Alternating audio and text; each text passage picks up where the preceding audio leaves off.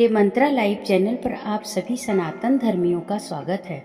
आज मैं कार्तिक मास महात्म्य के अध्याय लेकर आई हूँ। कार्तिक मास के विषय में एक बार स्वयं ब्रह्मा जी ने नारद जी से कहा कि कार्तिक मास भगवान विष्णु जी को सदा ही प्रिय रहा है। इस मास में भगवान के निमित्त जो कुछ भी पुण्य कर्म किया जाता है उसका नाश नहीं होता। मनुष्य योनि दुर्लभ है, इसलिए मनुष्य जन्म पाकर इस देह से कार्तिक मास में शुभ कर्म करें, जिस कारण पुनः नीचे न गिरना पड़े।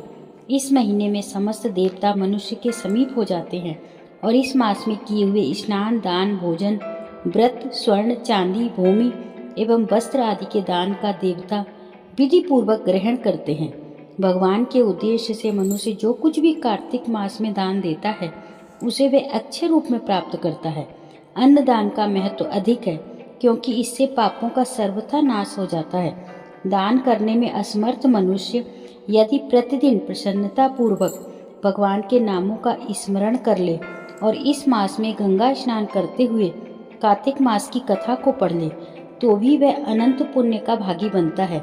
इस मास में भगवान की प्रसन्नता के लिए शिव या विष्णु के मंदिर में अथवा किसी भी देव मंदिर में जाकर कीर्तन करें, स्वयं दीप दान करें या दूसरे के जलते हुए दीपक की रक्षा करें। तुलसी और आंवले के वृक्ष को भगवत स्वरूप मानकर उसका पूजन करें तो इससे भगवान का सारूप्य और मोक्ष पद प्राप्त होता है। सुबह के समय जागरण करके गंगा में अथवा किसी भी जलाशय में गंगा की भावना करके स्नान करने से मनुष्य करोड़ों जन्मों के कलुषों को धो डालता है। गोविंद गोविंद हरे मुरारे, गोविंद गोविंद मुकुंद कृष्ण, गोविंद गोविंद रथांग पाणे, गोविंद दामोदर माधवेति, गोविंद दामोदर माधवेति। इस प्रकार से संपूर्ण कार्तिक मास में प्रतिदिन भगवान का कीर्तन गायन करें। जो मनुष्य कार्तिक में प्रतिदिन गीता का पाठ करता है उसके समान कोई पुण्य नहीं है। 7 समुद्रों तक की पृथ्वी को दान करके जो फल प्राप्त होता है वह कार्तिक मास में स्नान व दान का है, क्योंकि यह संसार अन्न के आधार पर ही जीवित रहता है। अतः कार्तिक मास में अन्न दान सर्वश्रेष्ठ कहा गया है। कार्तिक मास महात्म्य में पहला अध्याय। मैं सिमरू माता शारदा, बैठे जिह्वा आए, कार्तिक मास की कथा लिखे वशिष्ठ हर्षाय। नैमिषारण्य तीर्थ में श्री सूत जी महाराज 88,000 सौनकादिक ऋषियों से बोले, अब मैं आपको कार्तिक मास की कथा विस्तार से सुनाता हूँ, जिसे सुनकर मनुष्य सब प्रकार के पापों से छूटकर अंत समय में वैकुंठ को प्राप्त होता है। सूत जी बोले, श्री कृष्ण जी से आज्ञा लेकर देवर्षि नारद के चले जाने पर सत्यभामा प्रसन्न होकर लक्ष्मीपति भगवान से कहने लगी, हे नाथ, मैं धन्य हुई, मेरा जीवन सफल हो गया। मेरे जन्मदाता भी धन्य हैं, जिन्होंने मुझे जैसी त्रैलोक्य सुंदरी को जन्म दिया, जो आपकी 16 सहस्त्र स्त्रियों के मध्य में आपकी परम प्यारी पत्नी बनी। मैंने वह कल्प वृक्ष आदि पुरुष आपके साथ नारद जी को विधि पूर्वक दान में दे दिया, परंतु वही कल्प वृक्ष मेरे घर लहराया करता है। इस बात को मृत्यु लोक में कोई भी स्त्री नहीं जानती। हे त्रिलोकीनाथ, मैं आपसे कुछ पूछना चाहती हूँ। आप मुझे विस्तार पूर्वक कार्तिक महात्म्य की कथा सुनाओ, जिसको सुनकर मेरा हित हो तथा जिसके करने से कल्प पर्यंत भी आप मुझसे विमुख ना हो। सूत जी बोले, सत्यभामा के ऐसे वचनों को सुनकर हंसते हुए श्री कृष्ण जी सत्यभामा का हाथ पकड़कर तथा अपने सेवकों को वहीं रोककर विलास युक्त अपनी पत्नी को कल्प वृक्ष के नीचे ले गए और हंसकर कहने लगे, हे प्रिय, 16,000 रानियों में से तुम मुझे प्राणों से के समान प्यारी हो। तुम्हारे लिए मैंने इंद्र से तथा देवताओं से भी विरोध किया था। हे कांते, जो बात तुमने पूछी है उन अद्भुत बातों को सुनो।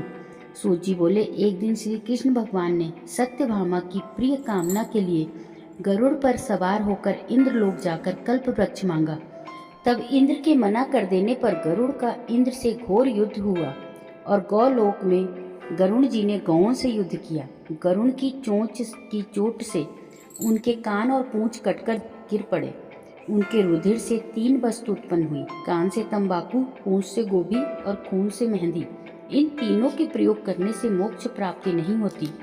तब गौओं ने भी क्रोध में भरकर गरुड़ को मारा, जिससे उनके 3 पंख टूटकर गिर पड़े। इनके पहले पंख से नीलकंठ, दूसरे से मोर, तीसरे से चकवा चकवी उत्पन्न हुए।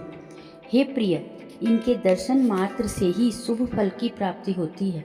यह सुनकर सत्यभामा बोली, हे प्रभु, मैंने पिछले जन्म में कौन कौन से दान, व्रत व जप किए हैं, मेरा कैसा स्वभाव था और मैं किसकी पुत्री थी, और मुझे मृत्यु लोक में जन्म क्यों लेना पड़ा।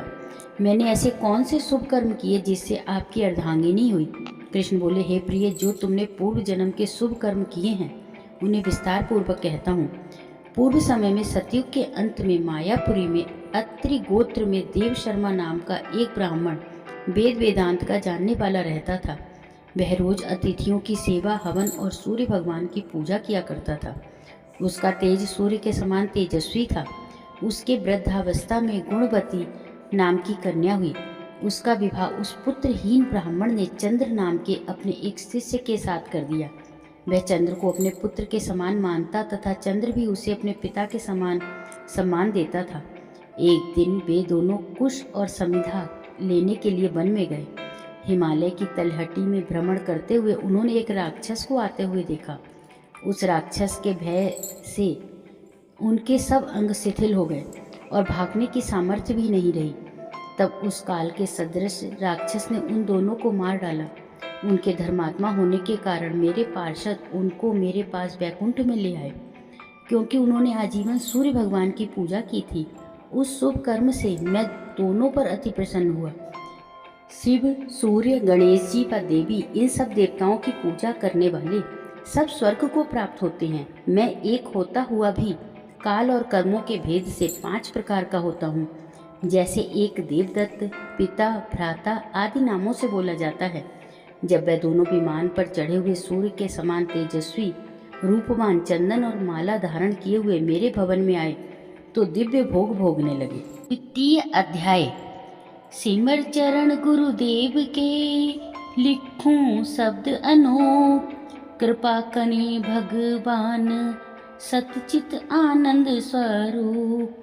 भगवान श्री कृष्ण ने कहा, हे देवी गुणवती, अपने पिता व पति को राक्षस के द्वारा मारे जाने का समाचार सुनकर बड़ा विलाप करने लगी। हाय नाथ, हाय पिता, मुझको त्याग कर तुम कहाँ चले गए? मैं अकेली कन्या हूँ, तुम्हारे बिना अब मैं क्या करूँ? अब मेरे भोजन और वस्त्र आदि की व्यवस्था कौन करेगा? घर में स्नेह पूर्वक मेरा पालन पोषण कौन करेगा? मैं कुछ नहीं कर सकती। मुझ विधवा की रक्षा कौन करेगा? मैं कहाँ जाऊँ, कहाँ रहूँ? मेरा तो अब ठिकाना ही नहीं रहा। इस तरह रोती बिलखती गुणवती पछाड़ खाकर पृथ्वी पर गिर पड़ी और मूर्छित हो गई और थोड़ी देर तक पड़ी रही। फिर जब होश में आई तो पूर्ववत करुण विलाप कर शोक सागर में डूब गई। जब कुछ संभली तो उसे ध्यान आया कि मेरे पिता और पति की मृत्यु के पश्चात उनकी क्रिया करनी चाहिए जिससे उनकी गति हो सके। इसलिए उसने अपने घर की सारी चीज़ें बेच दी। उनके बेचने से जो पैसे मिले उससे अपने पिता का और पति का श्राद्ध किया। फिर वह उसी नगर में रहती हुई भगवान विष्णु की भक्ति में 8 पहर मगन रहने लगी। उसने जन्म से लेकर मृत्यु तक नियम पूर्वक सारी एकादशियों के व्रत और कार्तिक महीने में उपवास और व्रत किए। हे प्रिय, ये एकादशी और कार्तिक व्रत मुझको बड़े प्यारे हैं। भुक्ति, मुक्ति, पुत्र तथा संपत्ति को देने वाले परम पवित्र हैं। जो मनुष्य कार्तिक मास में जब तुला राशि पर सूर्य आता है सवेरे उठकर स्नान करते हैं, व्रत उपासना करते हैं, मुझे बहुत प्यारे होते हैं। क्योंकि यदि बड़े पापी भी हों तो भी स्नान और व्रत के प्रभाव से उनको मोक्ष की प्राप्ति हो जाती है। जो मनुष्य कार्तिक में स्नान, जागरण, दीपदान, तुलसी के वृक्ष की रक्षा करते हैं वह साक्षात विष्णु भगवान के तुल्य हैं। जो मनुष्य कार्तिक मास में मंदिर में झाड़ू लगाते हैं और स्वास्तिक बनाते हैं, विष्णु पूजा करते हैं, वह जीवन मुक्त हो जाते हैं। यह सुनकर गुणवती भी प्रति वर्ष मन लगाकर कार्तिक का व्रत और भगवान विष्णु का पूजन करने लगी। एक बार वह ज्वरग्रस्त थी और दुबली हो गई थी, फिर भी किसी न किसी प्रकार गंगा स्नान के लिए चली गई। गंगा तक पहुंची थी किंतु शीत के मारे वह बुरी तरह कांप रही थी, एकदम शिथिल हो गई थी। तो वह मेरे भगवान विष्णु के दूतों के द्वारा मेरे धाम में आई उसके पश्चात ब्रह्मा आदि देवताओं की प्रार्थना पर जब मैंने कृष्ण का अवतार लिया, उस समय मेरे गण भी मेरे साथ आए। वह सब इस पृथ्वी पर यादव बने हैं। तुम्हारे पिता जो कि पूर्व जन्म में देव शर्मा थे, इस समय सत्राजित हैं। पूर्व जन्म में चंद्र शर्मा जो तुम्हारा पति था वह डाकू है, और हे भामिनी तू ही वह गुणवती है। यह कार्तिक व्रत का ही प्रताप है जिससे कि तू मेरी अर्धांगिनी बनी है। पूर्व जन्म में तुमने मेरे मंदिर के द्वार पर तुलसी का पौधा लगाया था, वह इस समय तेरे महलों के आंगन में कल्प वृक्ष के रूप में खड़ा है। तुमने जो उस जन्म में दीपदान किया था उसके कारण तुम्हारी देह सुंदर है, तुम्हारे शरीर में शोभा है और घर में साक्षात लक्ष्मी निवास करती है। तुमने चूंकि पूर्व जन्म में अपने समस्त व्रतों का फल पति स्वरूप विष्णु को अर्पण कर दिया था, उसी के प्रभाव से तुम इस समय मेरी प्रिय भामिनी हो। पूर्व जन्म में आजीवन तुमने जो नियम से कार्तिक मास का व्रत किया था उसका यह प्रभाव है कि मेरा और तुम्हारा कभी वियोग नहीं होगा।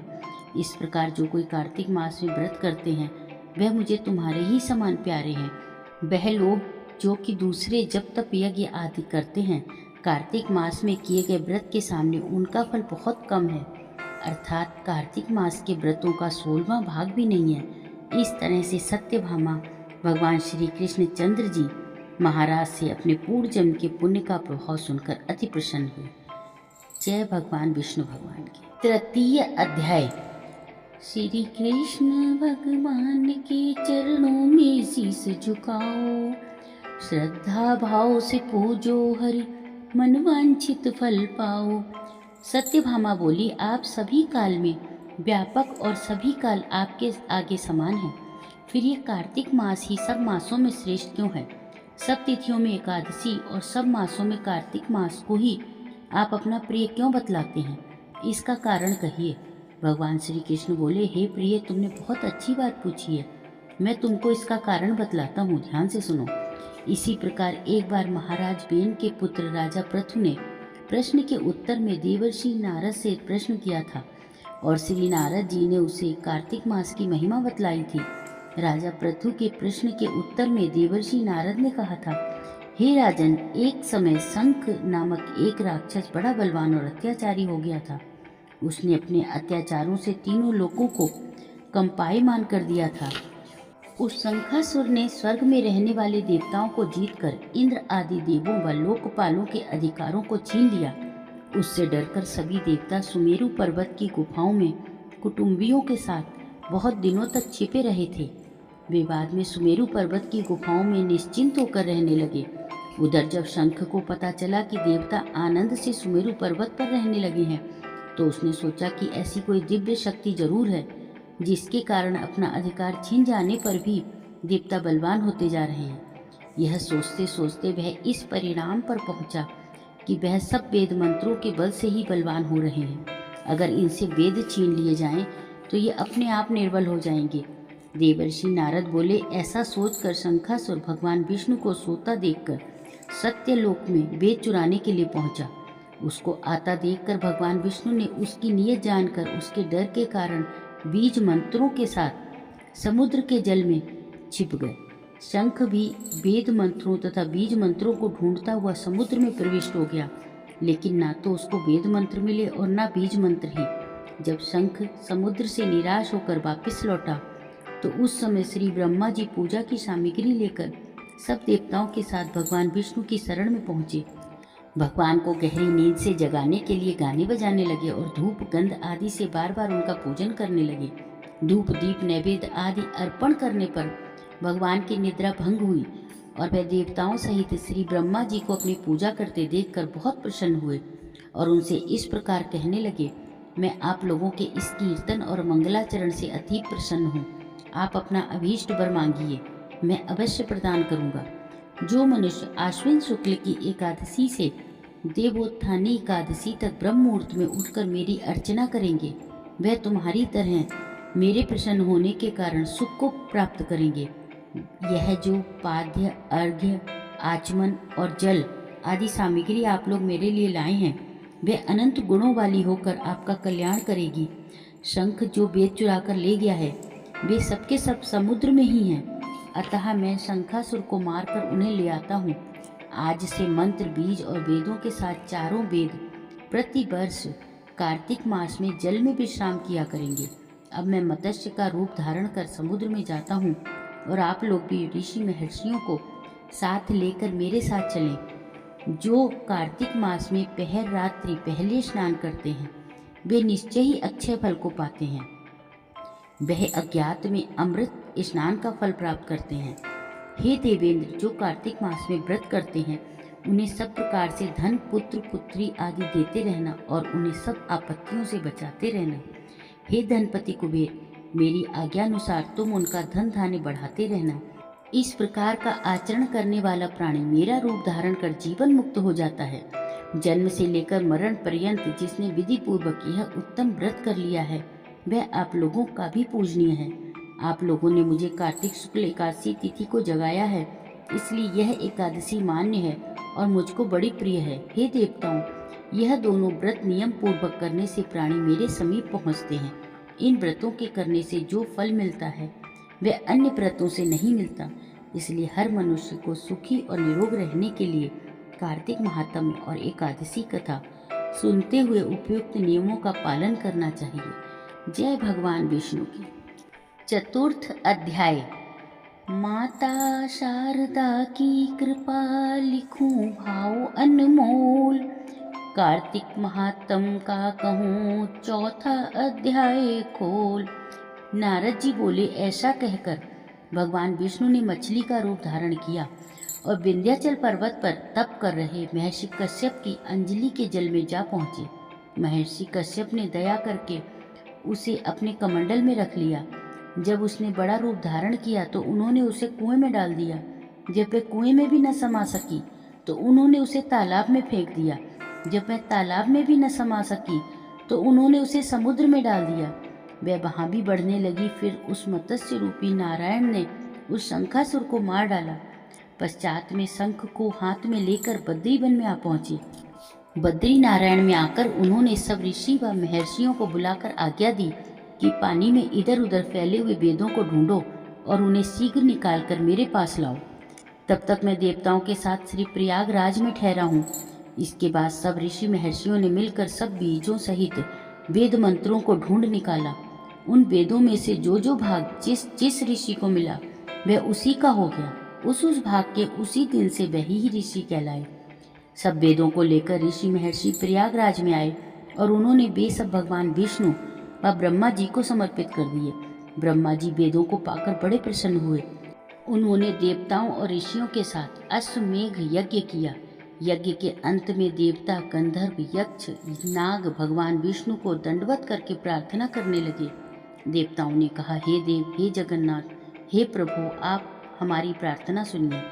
हम लोगों के हर्ष का समय है, इसलिए आप हमें वरदान दीजिए।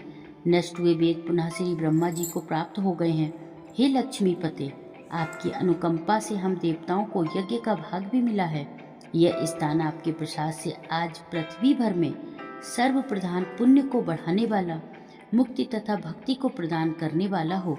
ब्रह्म हत्या आदि पापों का नाश करने वाला, परम पवित्र और अक्षय फल देने वाला हो। यह वरदान हमें दीजिए। भगवान विष्णु ने कहा, जो कुछ आप लोगों ने कहा है वह मेरा ही ध्येय है। जैसा आप लोगों ने कहा है, अब यह स्थान आज से ब्रह्म क्षेत्र के नाम से पुकारा जाएगा। इस स्थान पर गंगा जी व सूर्यपुत्री यमुना जी का संगम होगा। मैं श्री ब्रह्मा जी सहित यहाँ पर निवास करूँगा।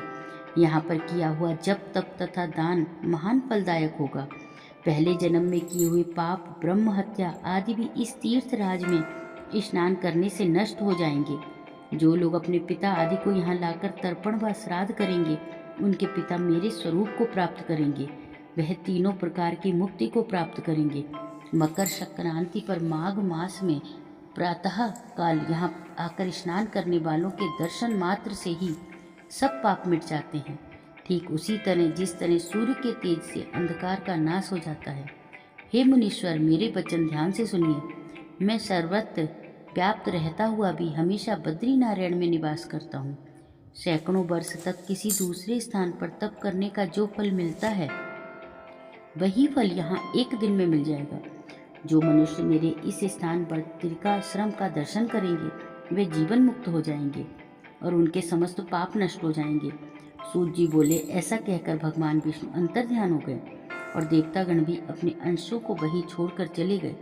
जो मनुष्य इस कथा को श्रद्धा पूर्वक कहते व सुनते हैं वह श्री प्रयागराज व बद्रिकाश्रम जाने व स्नान करने के समान फल प्राप्त करते हैं। बोलो विष्णु भगवान की जय। पंचम अध्याय। प्रभु मुझे सहारा है तेरा जग के पालनहार, कार्तिक मास महात्म की कथा करूं विस्तार। राजा पृथु ने कहा, हे मुनि जी, आपने कार्तिक मास में स्नान का फल कहा, अब अन्य मासों में विधिवत स्नान करने की विधि, नियम और उद्यापन की विधि मुझे बताइए। देवर्षि नारद बोले, हे राजन, आप भगवान विष्णु के अंश से उत्पन्न हुए हैं, अतः यह बात आपको मालूम ही है, फिर भी मैं आपको यथोचित विधान बतलाता हूँ। आश्विन मास में शुक्ल पक्ष की एकादशी से कार्तिक के व्रत करने चाहिए। सुबह ब्रह्म मुहूर्त में उठकर जल का पात्र लेकर गांव से बाहर पूर्व या उत्तर दिशा में जाएं। दिन में अथवा शाम को कान पर जनेऊ चढ़ाकर पृथ्वी पर घास बिछाकर सिर को कपड़े से ढककर मुंह को भली भांति बंद करके थूक व सांस को रोककर मल मूत्र त्याग करने के बाद मिट्टी व जल से भली भांति अपने गुप्तांगों को धोएं।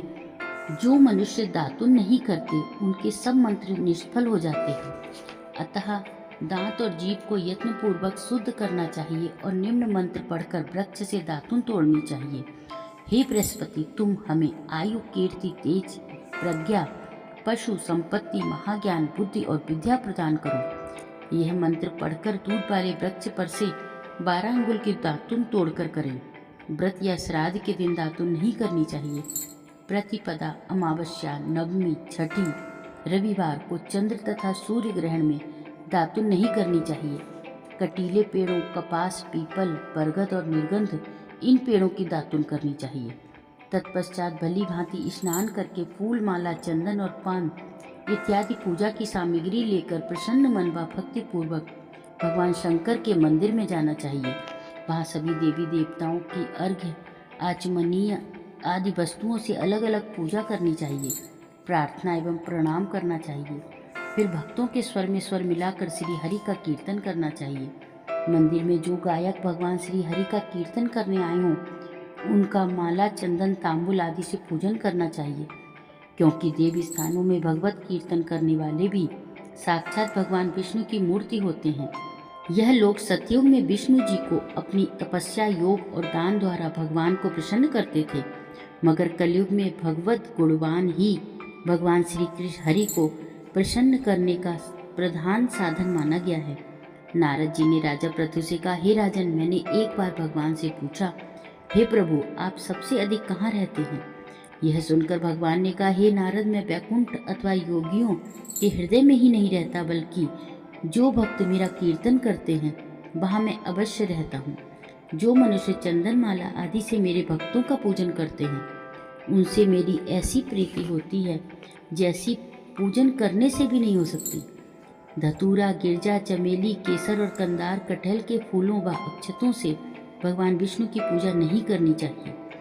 अड़हल, कंद, गिरीश, जूही, मालती और केवड़ा के फूलों से भगवान शंकर की पूजा नहीं करनी चाहिए।